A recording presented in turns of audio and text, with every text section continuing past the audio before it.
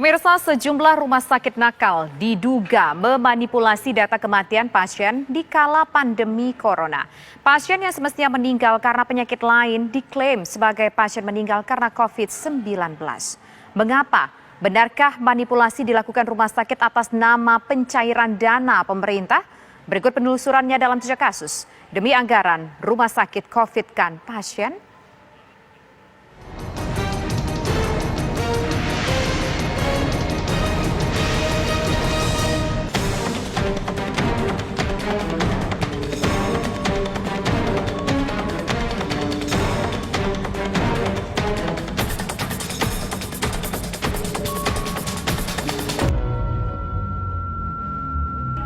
Dugaan adanya rumah sakit nakal yang merubah status penyakit kondisi pasien non-COVID-19 menjadi positif menuai tanda tanya besar. Pertanyaannya, bagaimana mungkin hal ini dapat terjadi dan seperti apa pengolahan data di rumah sakit yang sebenarnya?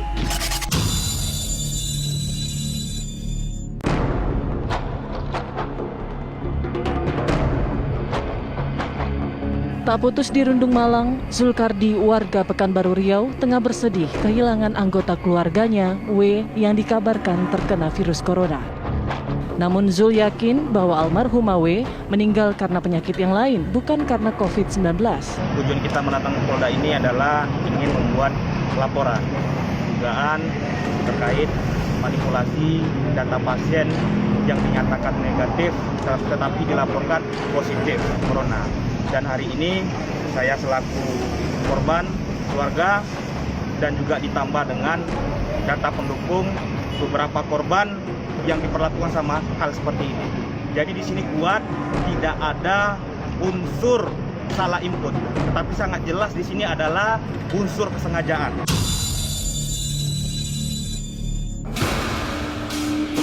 Yang mengejutkan, Zulkardi pun menyebut ada sejumlah korban salah input data pasien meninggal COVID yang ada di Pekanbaru Riau.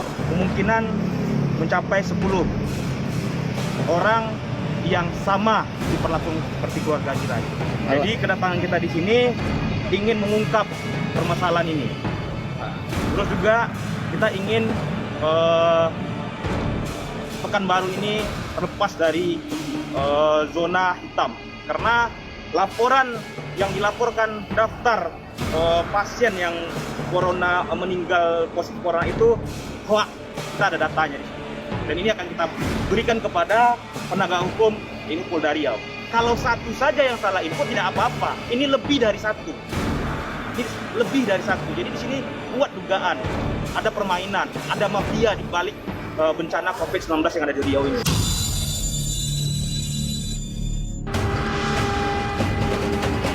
Merespon langkah hukum yang dilakukan keluarga W, pemerintah Kota Pekanbaru Riau pun menyatakan siap menjalani proses hukum yang berjalan. Teguran lisan kepada semua, ya kan, jajaran pemerintah kota, ya kan, termasuk juga di tim Satgas yang menangani COVID.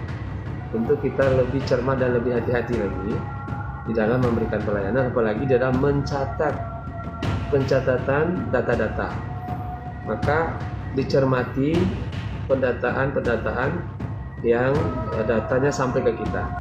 Koordinasi antara pencatatan dan informasi ini kita harapkan tentunya kepada tim Satgas yang membidangi tentang pencatatan laporan-laporan COVID ini supaya bekerja lebih teliti lagi, sehingga tidak terjadi miskomunikasi sebagaimana yang terjadi di dalam peristiwa yang. Sementara kita sudah lakukan adalah pemeriksaan saksi lapor, kemudian kita dalam melengkapi administrasi penyidikannya, kemudian rencana kita akan memanggil beberapa saksi, keluarga korban, mungkin yang kemarin mengambil data swab itu, kemudian juga dari pihak terkait akan kita beri keterangan.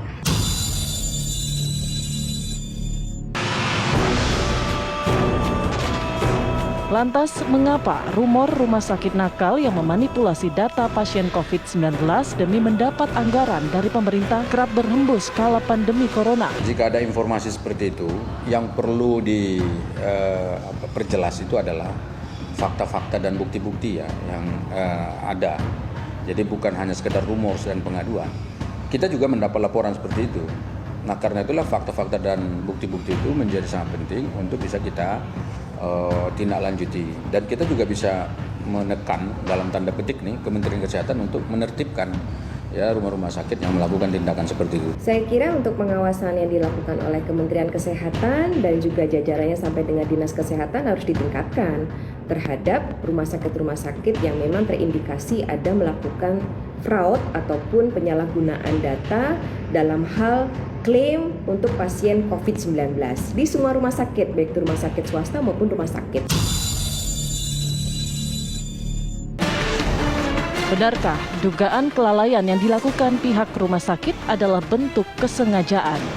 Mengingat dengan klaim pasien positif COVID-19, rumah sakit bisa mendapat anggaran 90 juta rupiah. Mari kita sama-sama gitu ya, kita sama-sama untuk menelaah apakah kasus itu adalah masalah kasus yang sebenarnya atau kasus yang perlu dikonfirmasi.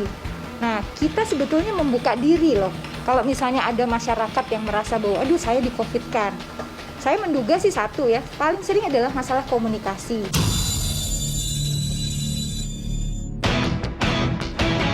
Di tengah merebaknya isu manipulasi data pasien meninggal COVID-19, selayaknya pemerintah bisa melakukan pencegahan. Karena tak seyogyanya ada pihak yang mendulang rupiah kala semua elemen berjuang menghadapi wabah.